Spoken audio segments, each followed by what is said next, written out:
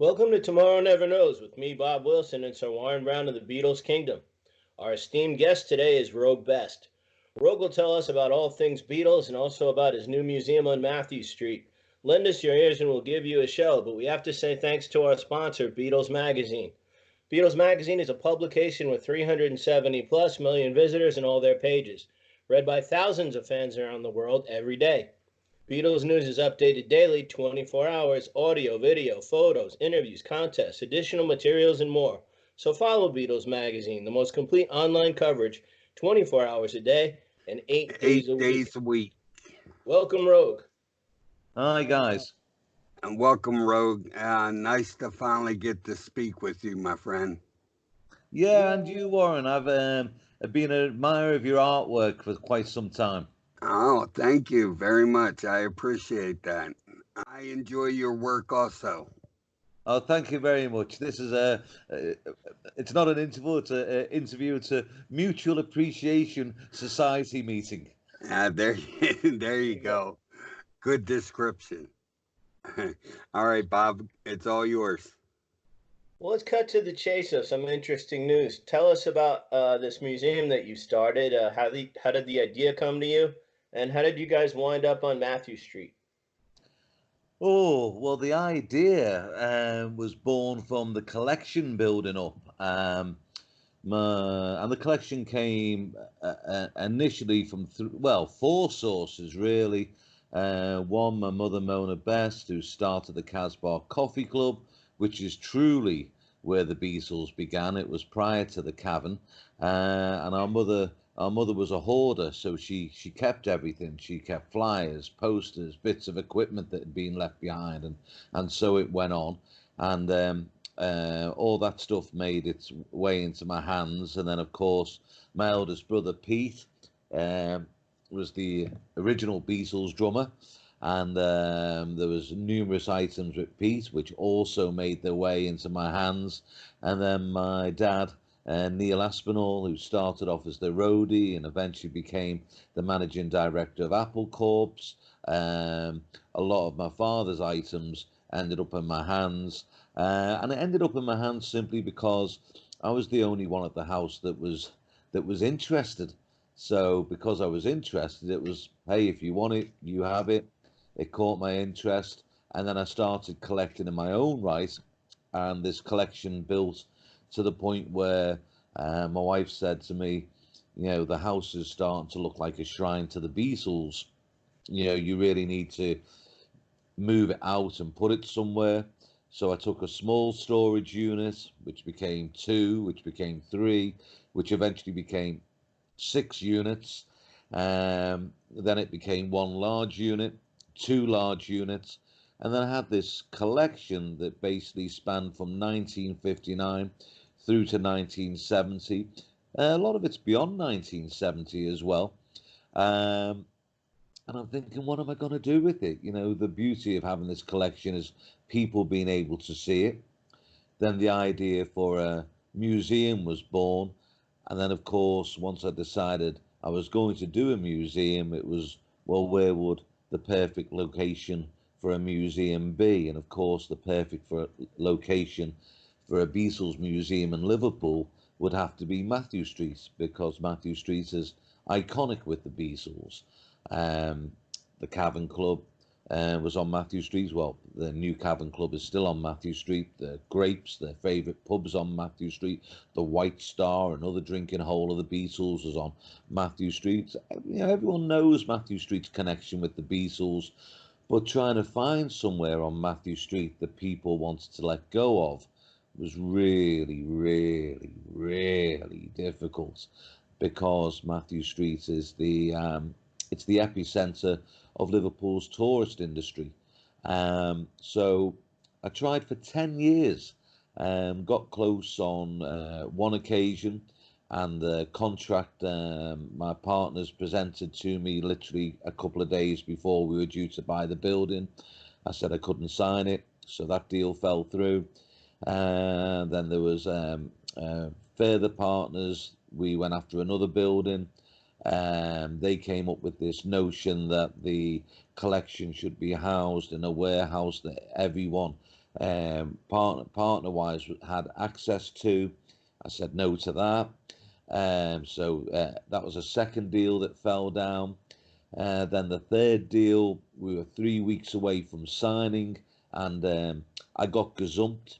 Now, USA gazump might mean nothing at all. In the UK, gazump means that someone came to the seller and went, whatever that guy's offering you, I will offer you more if you take it off the market and sell it to me, which is exactly what they did. And it was at that point, Bob and Warren, I thought, do you know what? I just give up. I give up. And I was walking across a car park, making my way back to my vehicle, looking all forlorn.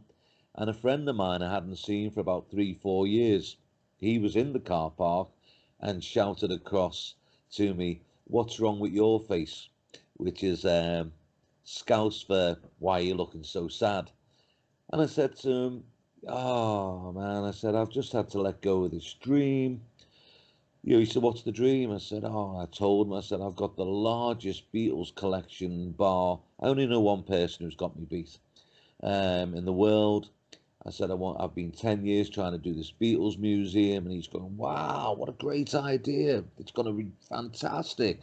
Why aren't you doing it?" And I said, 10 years, Paddy, trying to get a building on Matthew Street. I said, they're like gold dust.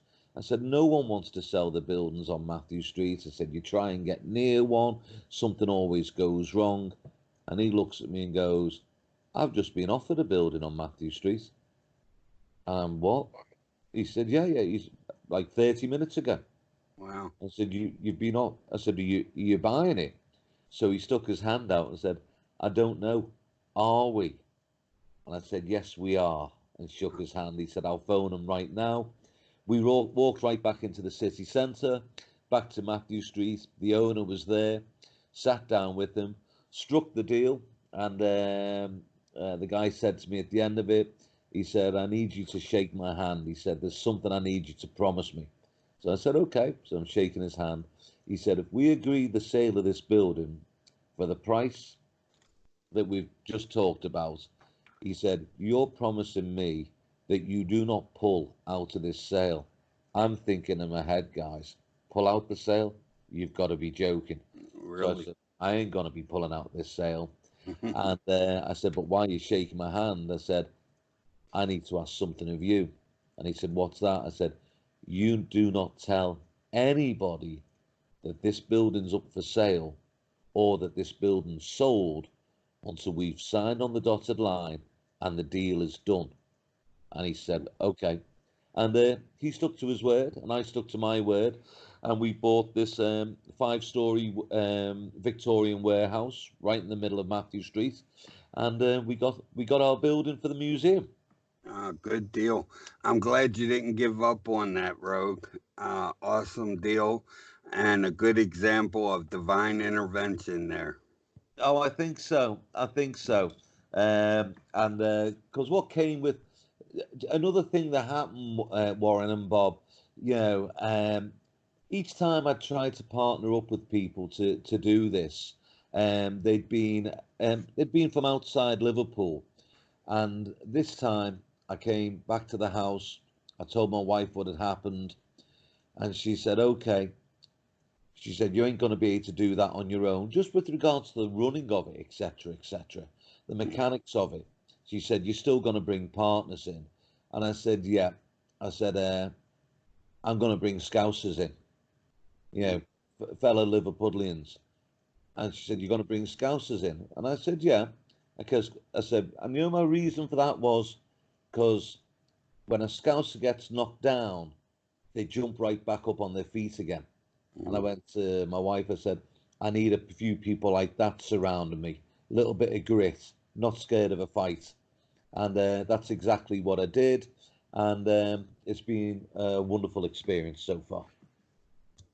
Well, when fans come to the museum, you probably mentioned a little of this in what you'd said before, so I'm sorry if it goes over the same a bit. But how many different exhibits do they see? I think you said it was 5 floors.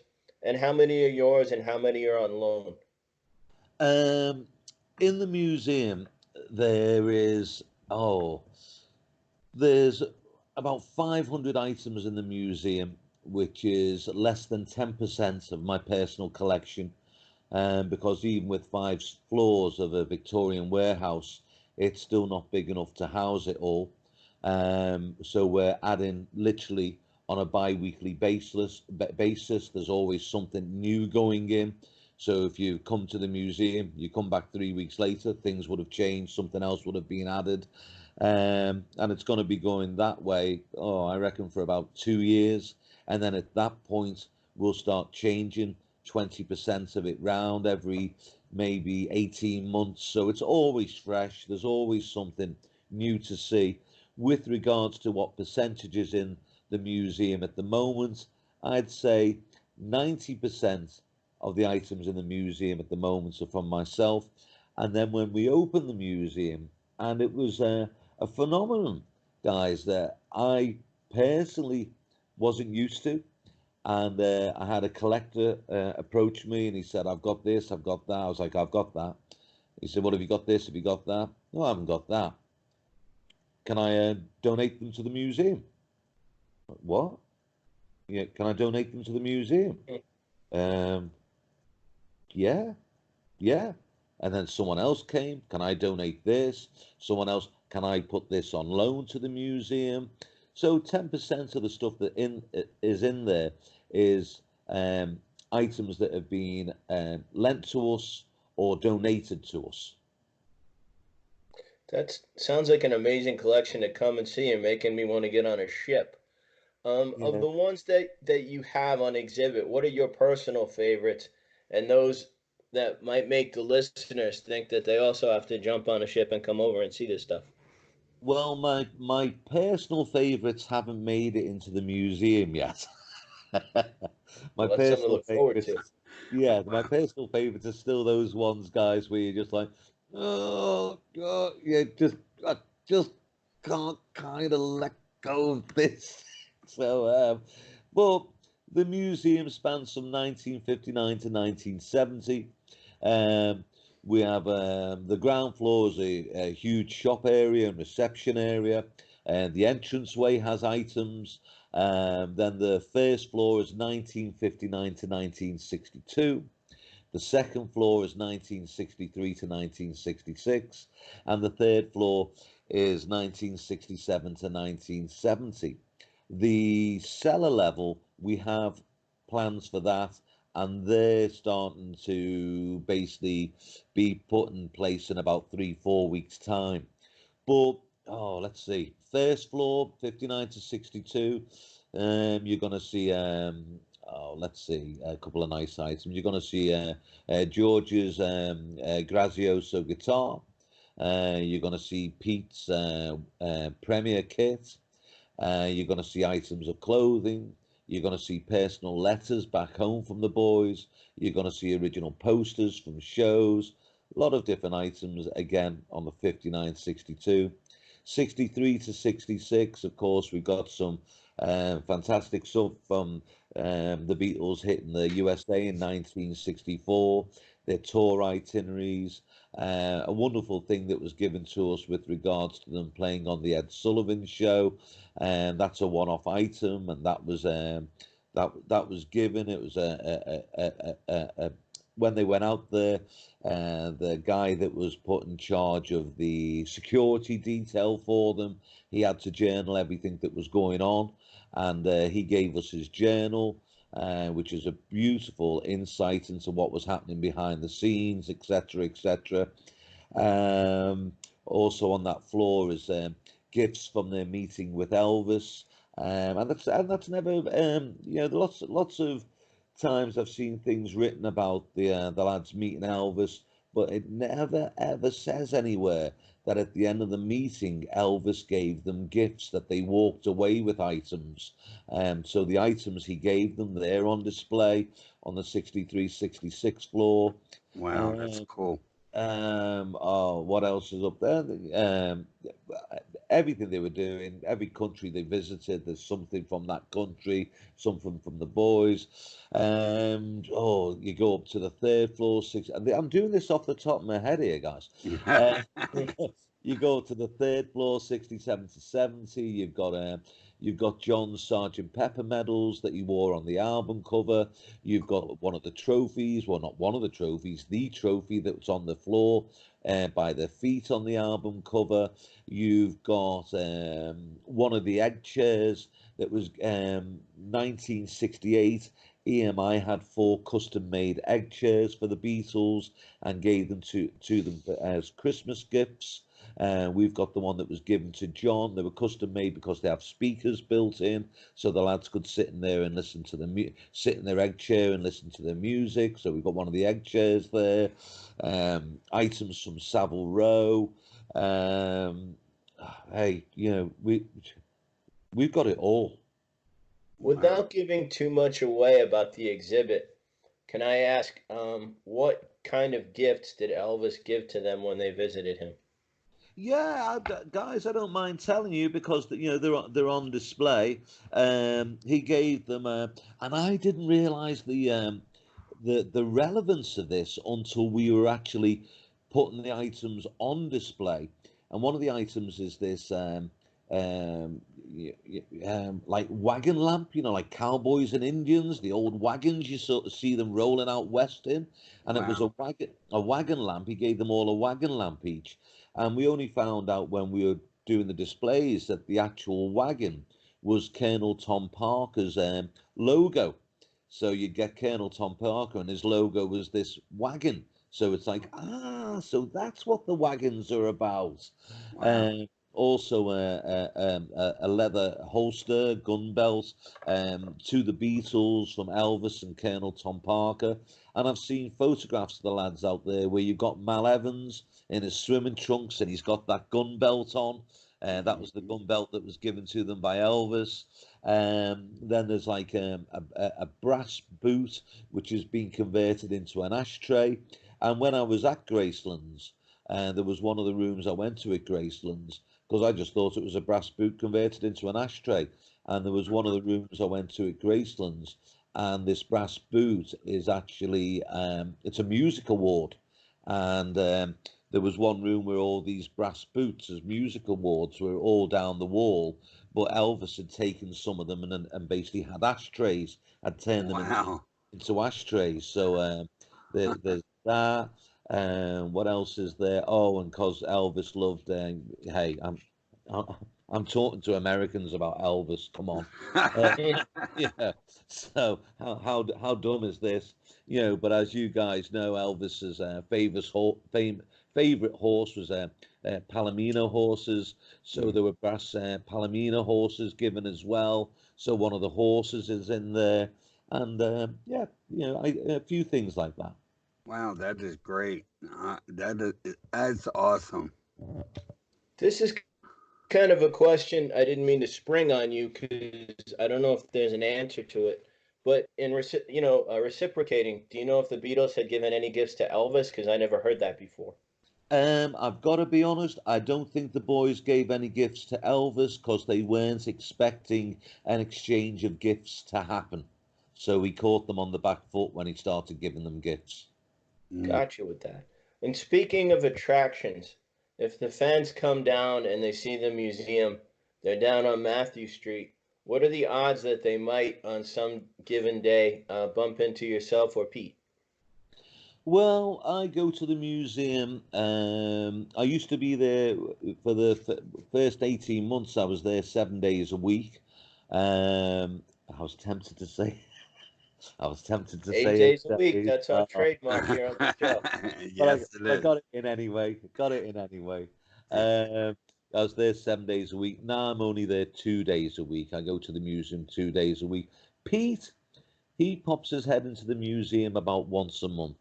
He doesn't announce that he's coming, and I love the fact that he doesn't announce he's coming. No one knows he's gonna turn up, and it's a beautiful thing for Beatle fans. They're wandering around the museum, and actually, one of the originals goes walking past them. They always recognise them, so there's always a stir of excitement. And I always think, Mhm. how cool's that? To be looking at Beatles items, walking through a museum, you look over your shoulder and there's one of them walking past. Yeah, that's cool. Can you tell us exactly what days you were there, or you don't have any set days? Oh no, I don't have any set days. It changes from week to week. Okay, thank you for that. And I know when you were speaking, I had heard a little bit about it, but I don't know much about it because I haven't been over the pond, across the pond, as they say, yet. But when I do come, I hope to see the museum. But what about the new Cavern Club? I guess they tore the old one down, and is the Casbah Club still standing? Can fans see that, or is it only photographs and items that were there? Well, I'll start with the cavern. The original Cavern Club was torn down in 1973, and hey, even now I'm still like, wow, whose idea was that? Whose idea was that? But the new Cavern Club's there, and the boys that run that, they're huge Beatle fans. They've done a grand, grand job, and hey, it's as close as you're going to get to the Mhm. real thing, and it's very successful, and they work very hard at it. So credit to them, and credit to the Cavern Club. With regards to the Casbah Coffee Club, the Casbah Coffee Club is a tourist attraction now, and the Casbah Coffee Club is there in its entirety, in its original state. So when you come and visit the Casbah, you're seeing the real thing. Now, before I hand over to Warren, I like the way you phrased it, the Casbah Coffee Club, not just the Casbah Club. How did coffee come into the picture at a club? Now, is this because everyone was underage for drinking, or? Yeah, it wasn't just that, Bob. At that time in the UK, well, it's a little bit like now that at that time in the UK, the whole like coffee culture thing was huge. And then if you remember, fellas, it totally died out. The coffee culture died out, and now it's back. It's back. You got your Starbucks, you got your Costa coffee, you've got, hang on, let me look at my list. Who else asked me to mention them? Uh, but the coffee culture's back. But at that time, it was very much a coffee club culture, and our mother had seen a program called the 6-5 Special. It was doing a special on the Two Eyes Coffee Bar in London. It was talking and showing all the successful groups that had broken out of the Two Eyes Coffee Bar. People like Marty Wilde and the Wildcats, Cliff Richard and the Shadows, Tommy Steele. And it was that program and seeing the Two Eyes Coffee Bar that inspired her to do the Casbah Coffee Club. So it wasn't that, I mean, you could come in if you were 16, 17. In the UK, drinking laws are 18 anyway. In the States, obviously, it's 21. Um, as I know, one time when I was out there on a family vacation with my wife and my two eldest daughters, and I walked up to a bar to get a drink at I think it was Disney World or somewhere, or Disneyland, and walked up to grab a beer, and the guy's like, "Oh, I can't serve you." I said, "Why?" He said, "No, no." He said, "You'll have to show me ID." I was 28. Wow. It's a You'll have compliment. to show me ID. And just at that point, my twin girls came running over and went, "Dad, can we have a Coca-Cola?" And the guy looked at me and went, "You're their dad?" I went, "Yeah." He went, "Okay, okay." Gave me the beer. Yeah. So, it totally threw me because, drinking laws in the UK are 18, but you're in a bar by the time you're 16. Yeah. So, but as regards to the Casbah Coffee Club, if you're under 16, you couldn't come in. You had to be 16 and above. There was no booze. It was coffee, Fanta, Coca-Cola, peanuts and crisps. And if you wanted to drink, you had to be one of those people that got the nod and the wink to be invited to the party that used to go on upstairs once the club closed. Mm, Now, cool. when people like, I just have one last question before I hand over to a very patient Warren. When people came to the clubs, like I've never been in there, I've only seen like pictures of the stages basically. When you went in, like how were they smaller than I would imagine? Yes. Were Yeah. they larger storefronts? How would you describe them if I've never been there and I was trying to picture what it's like being in the places? Um, uh, none of the clubs at the time were big venues. You know, average club would hold 150, 200 people. Big club maybe 400 people. You know, then of course there was the dance halls. The dance halls would hold bigger crowds.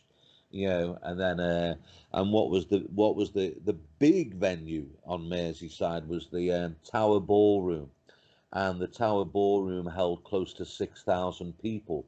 Mm. And the Tower Ballroom is still the biggest venue that the Beatles ever played in the UK. It's still the biggest venue the Beatles ever played in the entirety of their career. The Tower Ballroom is still the biggest venue that they played and filled in the UK. Unfortunately, the Tower Ballroom got burnt down. It's no more, but that was a big venue. All right, over to Sir Warren. Hey, and Warren does some great art, and he sometimes gifts our guests with some. If he made you a nice piece, I volunteer his services very generously on my part. Would you possibly put it in your museum? But I give it over to Warren. I would love to put a piece of Warren's artwork into the museum. I'd leave it to Warren's imagination, which I think is wonderful, to come up with a nice piece for us. We'd love to put it in the museum. We'd be honoured. Wow, thank Hey, you. I appreciate that. And thank you, Bulldog. All right. hey, over to you. All right, thanks. um, I'm going to throw in a question here, Rogue. You mentioned your wife and twin daughters. Would you like to give them a plug? Yeah, hey, they're very, my wife's a saint. She's put up with me for God knows how long. And hey, Warren, Bob, I've been in touring rock and roll bands for years. I used to disappear for 2, 3 months on end on tour, you know. And I'm talking in the days also when there was no mobile phones. You disappeared on that tour. You were gone, you Right. know. And she put up with all that, put up with Wow. all the madness. You'd go away calm, and you'd come back after 3, 4 months of touring. And I'm sure it's not just something that I've experienced, but you get a little bit older and you calm it and learn to deal with it, But I used to come back off the long tours like a raving lunatic, you know. Yeah. Seriously, man, I used to just be like insane and looking at people thinking, what's wrong with them? And it was like, there's nothing wrong with them. It's you. You're behaving like a lunatic.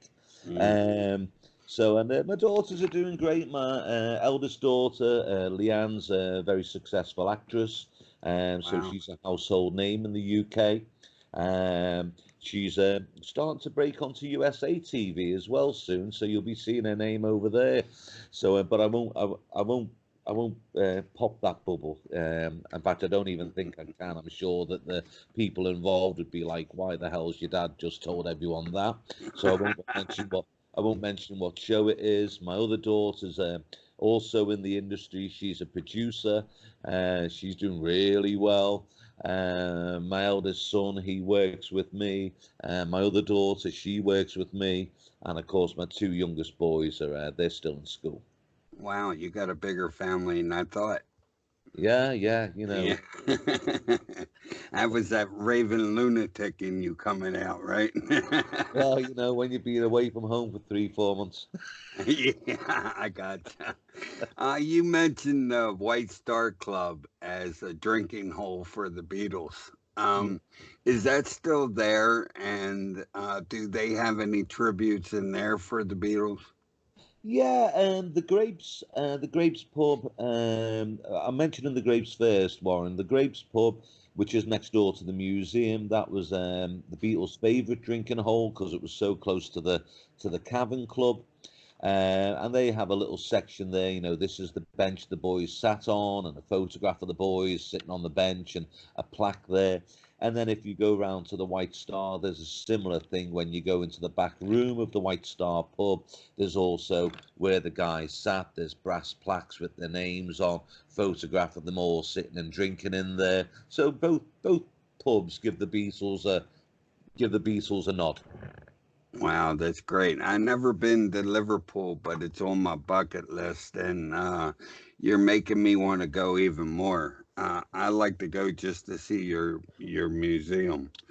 That sounds very cool to me. You know, oh, you guys, you'd absolutely love Liverpool. It's a very vibrant city. Of course, there's the vibrancy of the Beatles, but it's got a ton of stuff going on. A ton of stuff going on. I see people all the time who say, "Hey, it's our first time in Liverpool. The only thing we'd seen of Liverpool was old footage where it was this grey and overcast and dank, Hmm. dark city."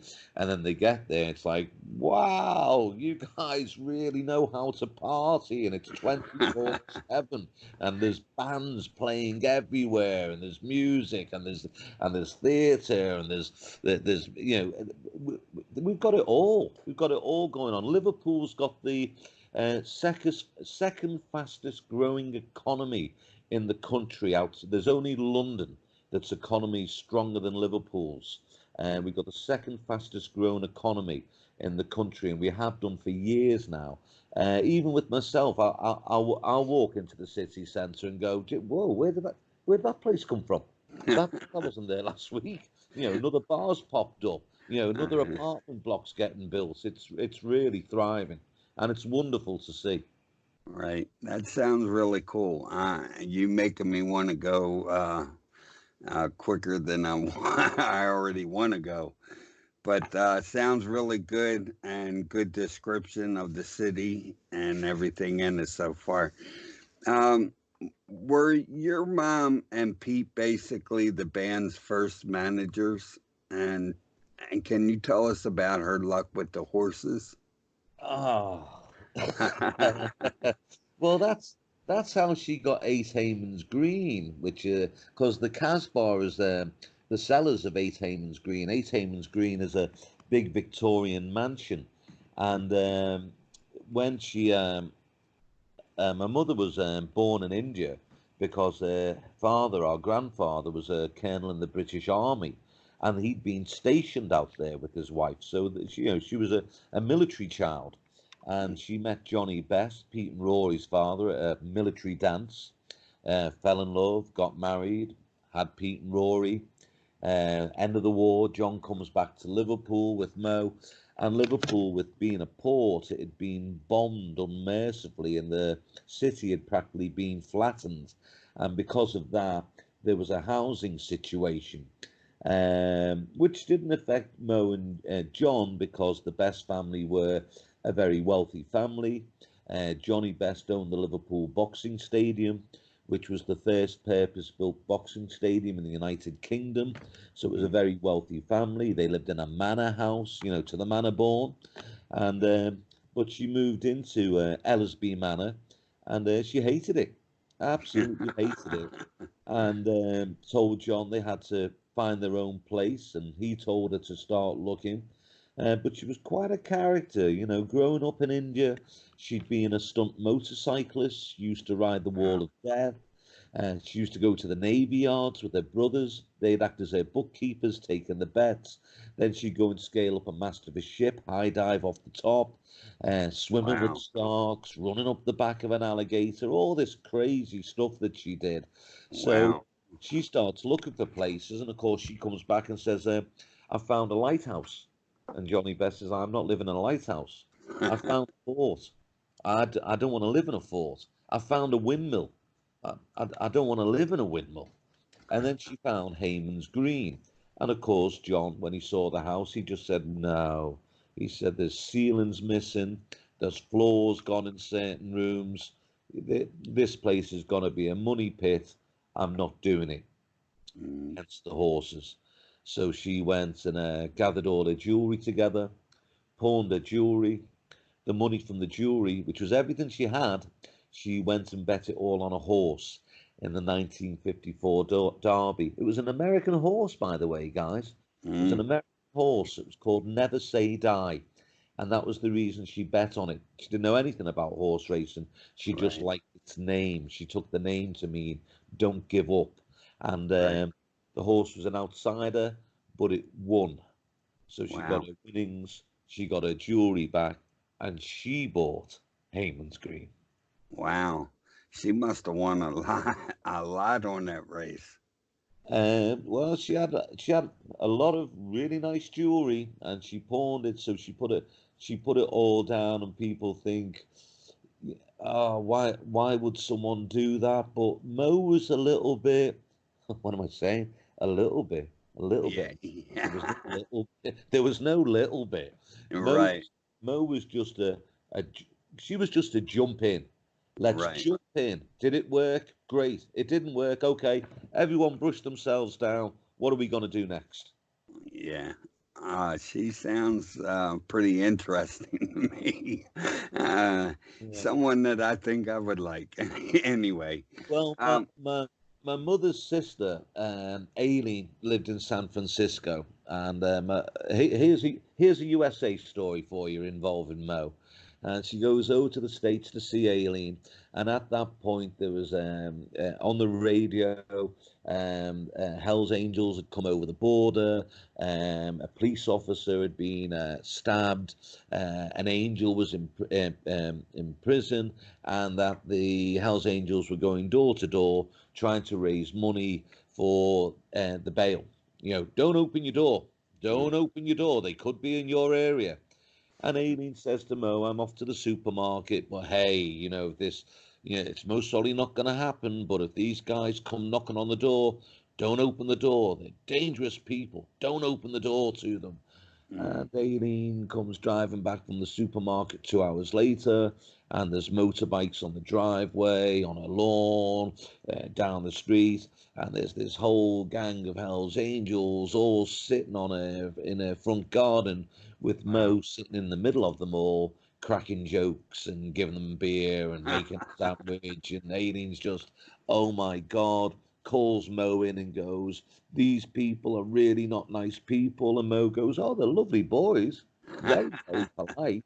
And Aileen goes, but they won't leave. And Mo goes, do you want them to leave? And Aileen's, please, I want them to leave. So Mo goes out and goes, but Aileen's like, hey, but don't say I want them to leave. So Mo's like, yeah, that's fine. Walks out into the front and goes, guys, you're really scaring my sister. You'll have to go. And they all, oh yeah, fine. Okay, thanks, Mo. Bye, Mo. Everyone gets on the bikes, heads off. Aileen's just shaking her head, thinking, oh my God. Oh, But that really? was normal for her. That was Wow. normal for her. Wow, that's some crazy stuff there. Interesting story. When the Beatles first played at the Casbah Club, were they still known as the Quarrymen? No, they opened the club as the Quarrymen on the 29th of August 1959. And that was John, Paul, George, and a guy called Ken Brown. Then they played a residency to begin with, and then they had a bit of a falling out with Mo, and then they played sort of spasmodically until about January 1960, and then the Quarrymen January February 1960. Then the Quarrymen thing was all over. Next thing the family heard, they were calling themselves the Silver Beatles, and then when they approached Pete to join them, they were the Silver Beatles. And when Pete joined them, he actually joined them as a Silver Beatle. And on their way to Hamburg, they dropped the silver from the name and actually became the Beatles. Wow, good stuff. What was the Casbah Club like when the band was playing there? Was it crazy? It was absolutely insane. You're talking about a club that holds 200 people. The Beatles' following grew to such an extent. They played there on 76 occasions, mostly on Sunday nights. And on Sunday nights, they were bringing to the Casbah between 12 and 1,500 people. How Wow. do you fit 12 and 1,500 people into a club that's capacity is 200 people? Well, you don't. So what Mo does, she takes a table, a cash register, two of his security, stands at the gates and charges people admission just to enter the grounds. Wow. So the house is in an acre of land. So basically, the club would be jammed and everyone would be standing in the grounds. Wow. That sounds like a crazy night. Party city. All right, I'm a John fan. How did your grandmother influence John's choice of glasses? Oh, that came about. I don't know if she influenced John's choice of glasses, but there is a grandmother and John Glass's story, and that was when, because the boys had to help get the Casbah ready. When they were booked to perform there, they were all given paintbrushes, nails, hammers. It's like, come on, help out. And John was given the task of doing one of the rooms, doing the ceiling. First ceiling he painted his scrawny leg, figures all over it, pot bellies and whatnot. Mo hated them, told him to do it again. And second time he painted it green. Well, our mother didn't like the colour green. She thought it was unlucky. One of my lads, it's his favourite colour, so there you go. So she told John to do it again. Eventually, John did this Aztec Mexican ceiling in the club, and they sent word upstairs for Mo to come and have a look at what he'd done. But she came downstairs quicker than John had expected. He'd taken his penknife out, his pocket knife, and was scratching his name into the wall. And Mo came up behind him, gave him a crack on the back of the head, and his glasses went flying off his face. And without his glasses, John was blind as a bat. So he did the classic thing where he was going to pick his glasses up or find his glasses, and he actually trod on his glasses, and Wow. he broke his glasses. So our grandmother gave John her spare glasses, and her spare glasses were, the round rim glasses that later became very well. They've become like I don't like John's trademark, Yeah. but those round glasses, our grandmother gave him to wear. Maybe he'd worn round glasses before that. I don't know. I'm sure someone will pull out an earlier photograph of when he's 11 and go, no, he was wearing them then. Well, that's fine. I'm just telling you what happened at that time. He got our grandmother's second pair of glasses, which are the round rim glasses, and he wore them for about 3-4 weeks while he was waiting for new glasses to come.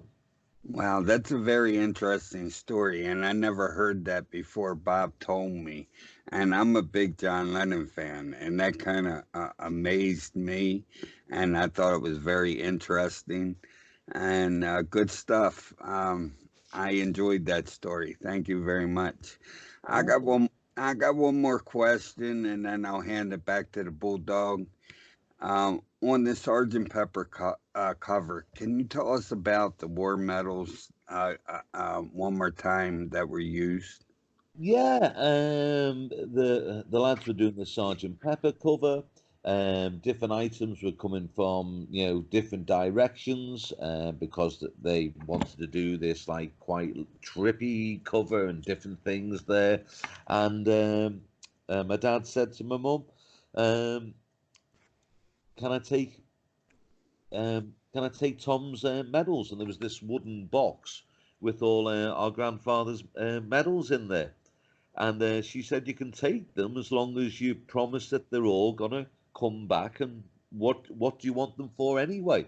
And he said the lads might want to wear them on the album cover. Uh, So off he went with the box full of medals, and one of the sets of medals was worn. It was worn by John, and then the medals were returned. They were true to the word. All the medals came back intact, but also they sent with the medals the trophy that's on the floor by their feet on the album cover, and that trophy is is it jukebox or cash mhm. box trophy, and they sent that back, and that was for "P.S. I Love You," going into the top 100 in the States. So the medals came back, and the trophy came back as a thank you to Mo.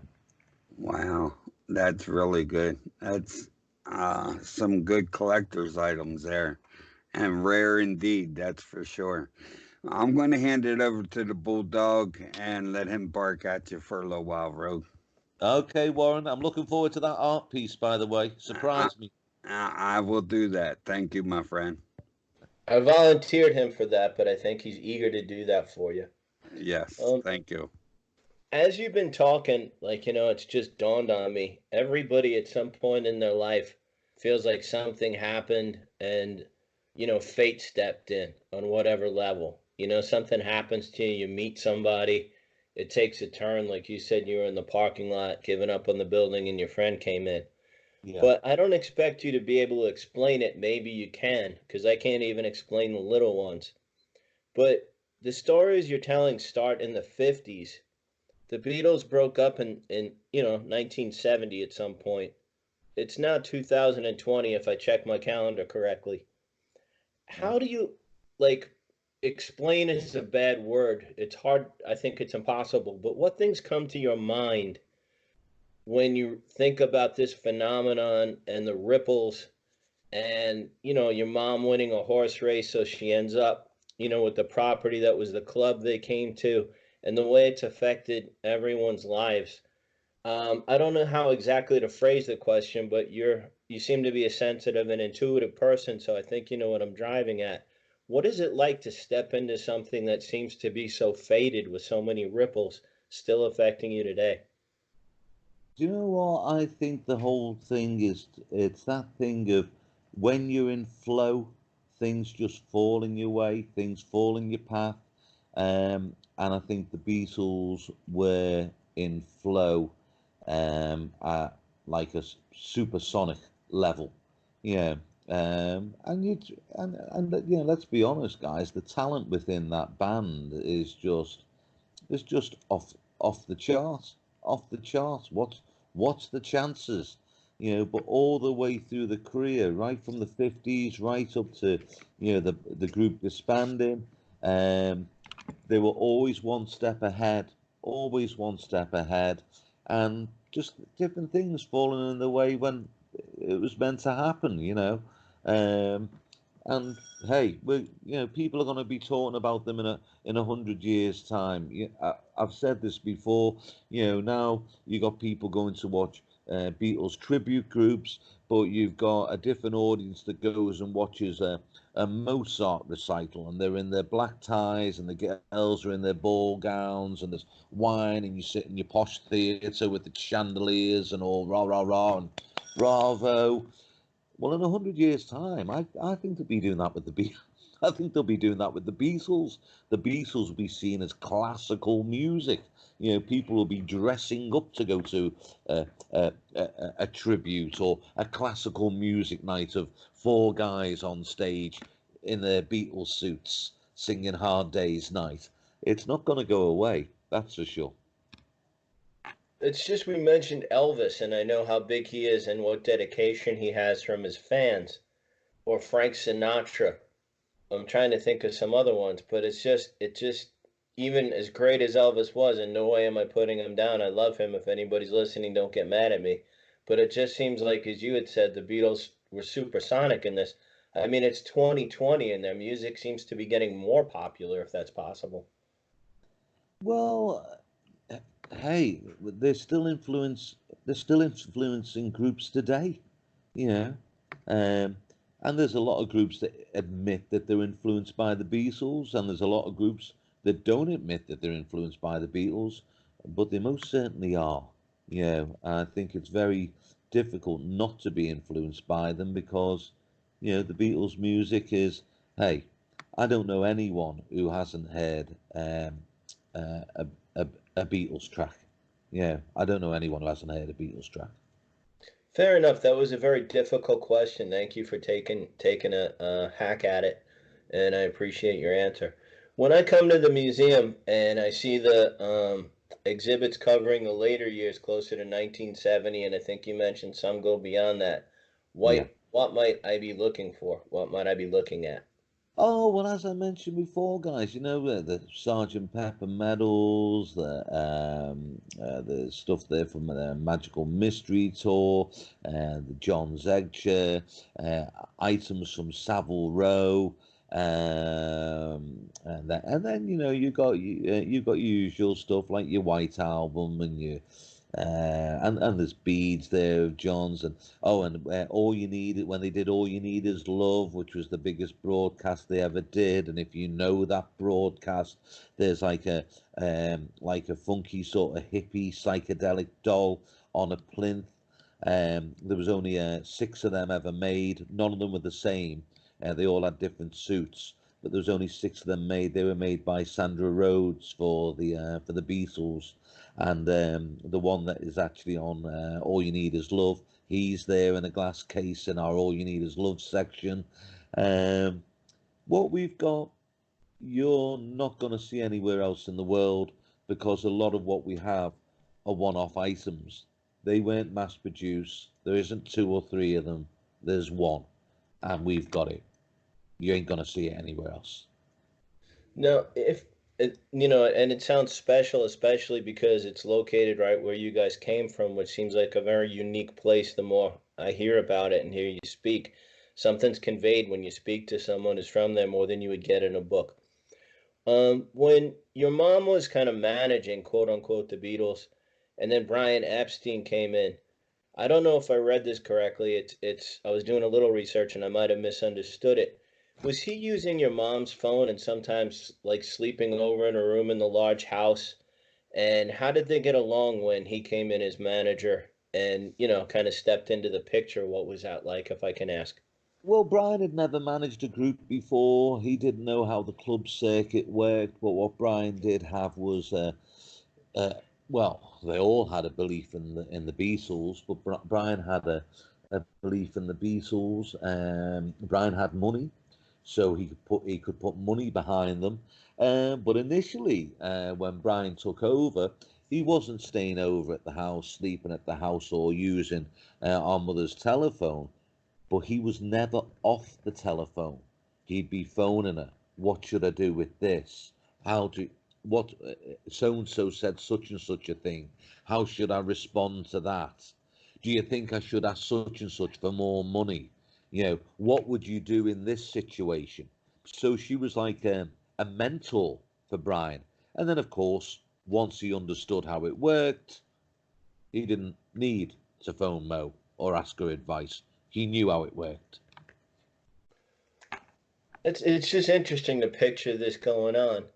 And then if I can ask, um, when Pete left the group, I had read again, if I read it correctly, Well, he she was. didn't leave. He was dismissed, Bob. He was dismissed. But was she? I don't mean it's a sensitive area still. I know, but I was just wondering, was she happy actually that he had left the band and she saw bigger things for him? Like you guys seem to have, in your own niche, done really well. But was that what I had read true, or was that No, like she was misstating? really upset. She was really upset because she had invested a lot of time in the Beatles, and she felt let down. She felt that they'd really let her down. Um, but she got over it, as you do. As I said earlier on in the interview, used to brush yourself down. Oh, well, that didn't work out. What are we going to do next? And the same applied. Hey, that didn't work out. Brush ourselves down. No point crying over spilt milk. Wish them the best of luck. Now let's move forward ourselves.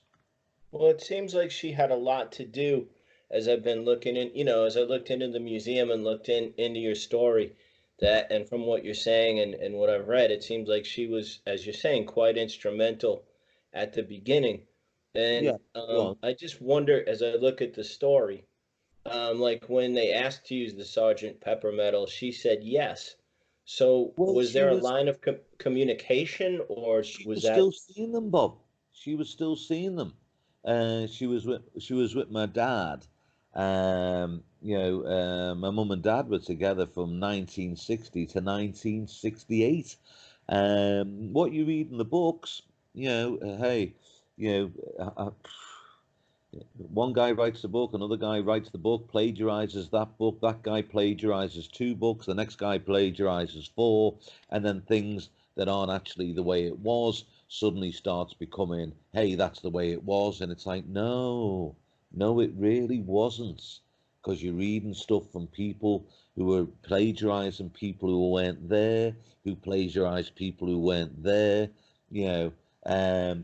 So, you know, if you read these books, it's like, hey, my mum and dad, a little bit of a fling, here I am.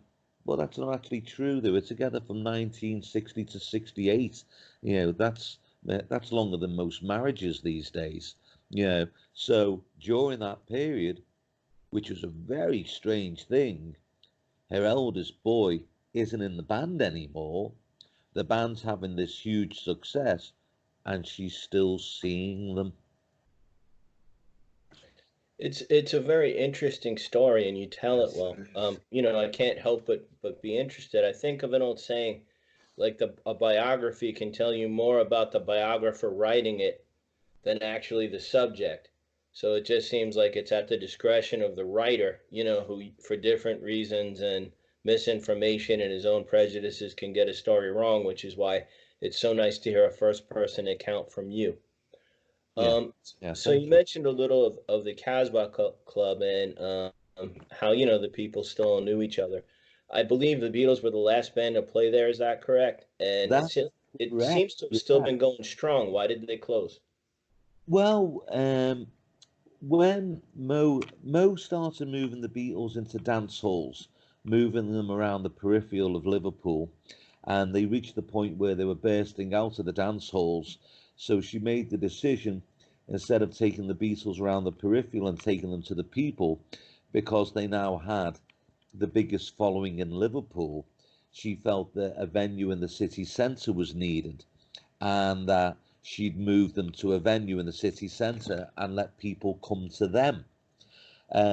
She did her research, thought she'd found the right venue, phoned the owner, told him all about the Beatles, asked him if he was interested in booking them.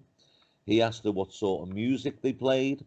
She told him that they were a fantastic rock and roll band, to which he said that was a terrible shame because the Cavern Club was a jazz venue and had a jazz only policy. At which point, Ray McFall, whom I interviewed, whom I filmed the interview, because besides this guy's and besides the museum, I also have the largest archive of footage to do with Merseybeat and Beatles. We've got a storehouse full of this stuff. We're still recording interviews to this day.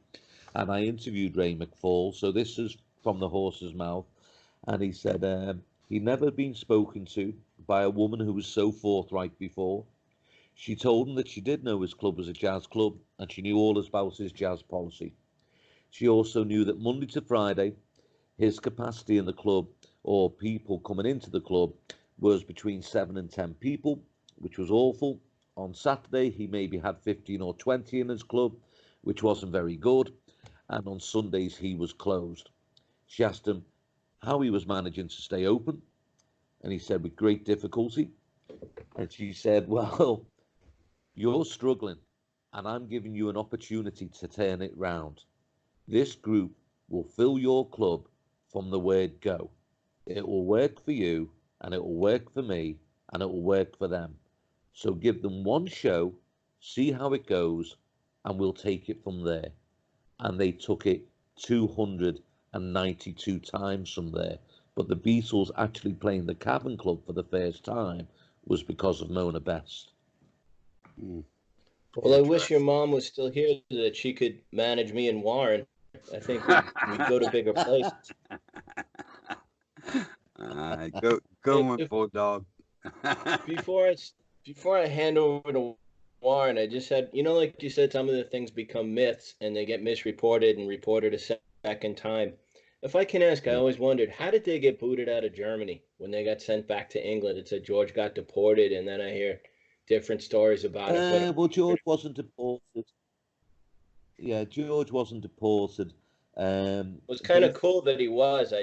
You know, I guess I wouldn't want to be deported, but it sounded kind of part of the myth. It seemed kind of cool to be deported as a teenager, but well, Pete and Paul got deported for allegedly trying to burn the Bambino cinema down, but George wasn't deported.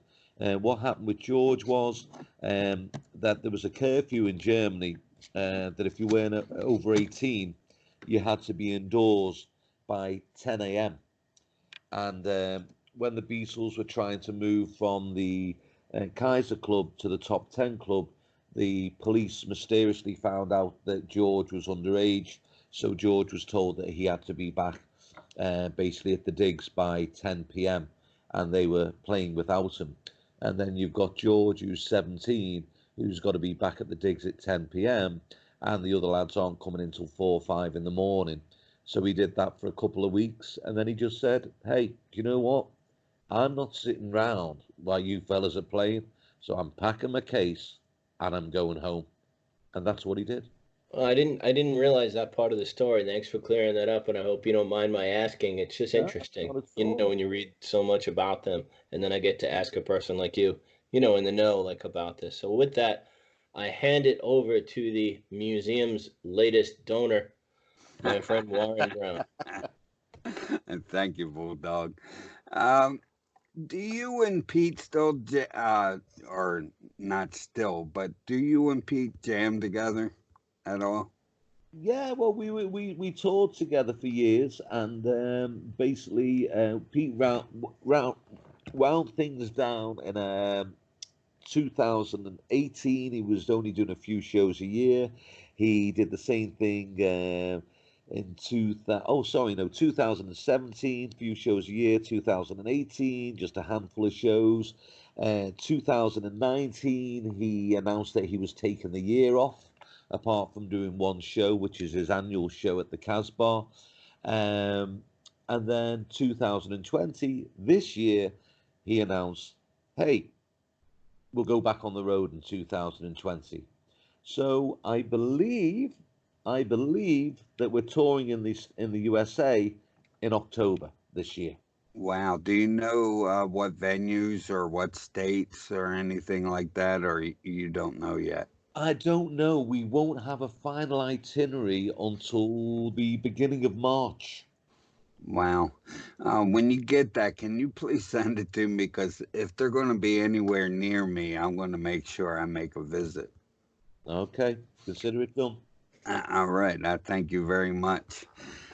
When the anthology records and programs were released, how did that affect Pete? Having been the first drummer, was the family excited about that, or what were your feelings back then? I think Pete was surprised. He wasn't expecting to be included. He knew the anthology was coming. Then the phone call came saying that they wanted to include tracks that Pete had played on, which of course he said thank you very much. And there was financial reward for Pete, which was lovely. Not that he was not as we say in the UK, not that he was short of a few bob. He'd made some nice business decisions. Pete, he was doing okay, but it was nice to get some more. But for Pete, it wasn't about the financial reward, and I sincerely mean this, guys, because I spend a lot of time with Pete. It wasn't about the financial reward; it was about the recognition for services done. Right, exactly. Pretty cool. I'm glad he got residuals off of that. He deserves them. Where can fans go to look you up and maybe book a trip to the museum? Also, can they follow your brother Pete online? Yeah, Pete's he's on Facebook. He's on Twitter. In fact, he we were smiling, stroke, maybe laughing.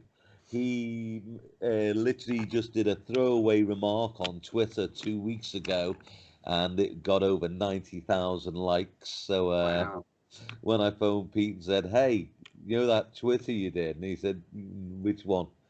And I said, the one where it's like, um, um, uh, what got you, who and why or what and how got you into the Beatles? And Mhm. Pete responded, it was like a phone call from Paul. That's how I got into the Beatles, and he just did it. He just did it as a little throwaway remark. Um, Mhm. but hey, that's what happens sometimes. You know, the stuff that you think, hey, this will fly, and it doesn't, and other stuff you go, I don't get it, but people are going nuts for that. Yeah, so that was nice. So yeah, he's on Twitter, he's on Facebook. There's www.petebest.com. So there's different ways of seeing what Pete's up to and following Pete and whatnot. He's quite a funny guy, Pete. You know, he's a quiet man, but he's funny. He is funny, Pete. He's got a good sense of humour, but you got to get very close to him before he lets you see that side. But he's quite a funny guy. And then the museum, www.magicalbeatlesmuseum.com. All right. And where else can they find you, Roag? Oh, you can find me. I'm there. I'm there on Twitter. I've got my Facebook. Come and follow me. I'm Okay. I'm very choosy who will let follow me though. Okay.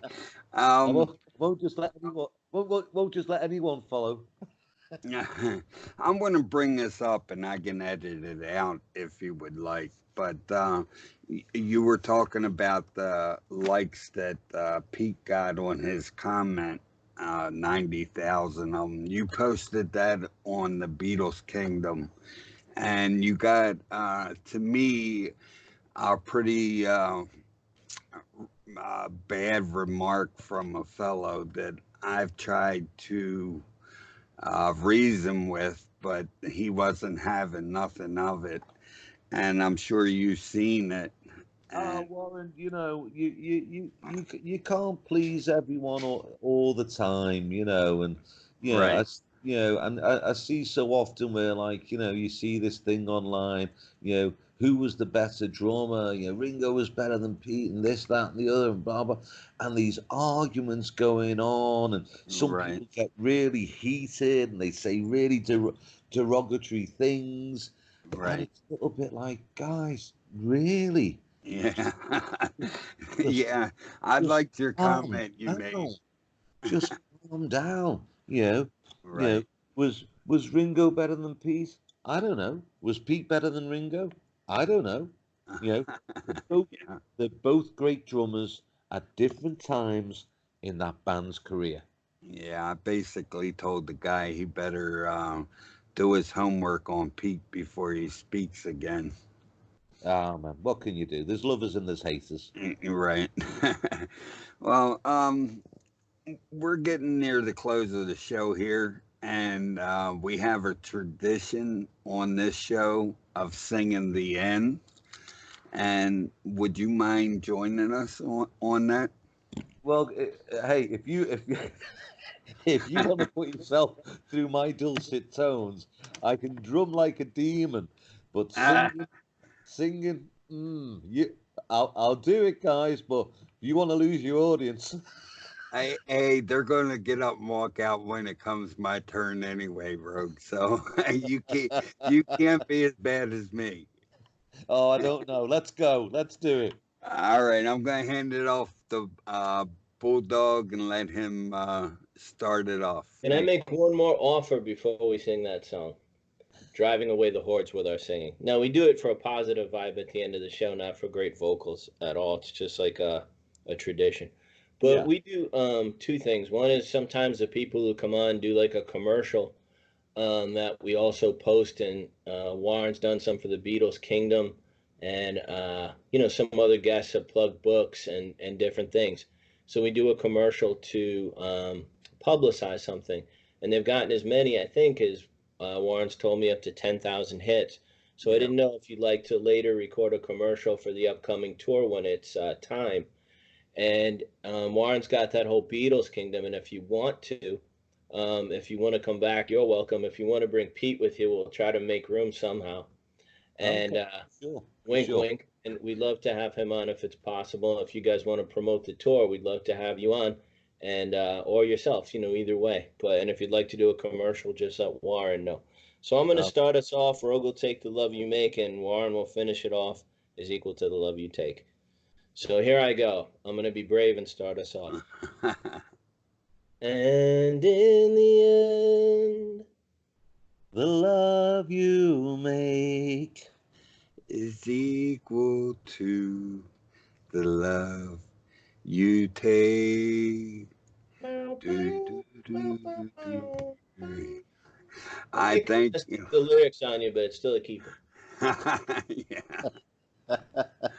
Did I mess that up?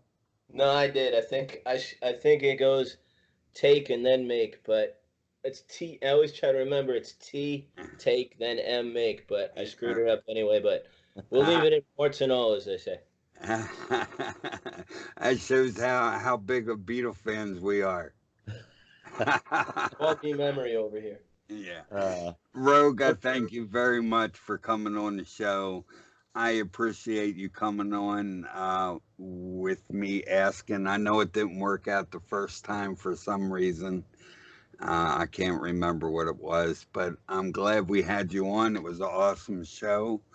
I no, it was will a try lot to of fun. make you. A lot I of will try to make you something good enough for you to put in your museum, but don't count on He has some nice stuff. Don't kid yourself. But just let him know where to send it. Yes, okay.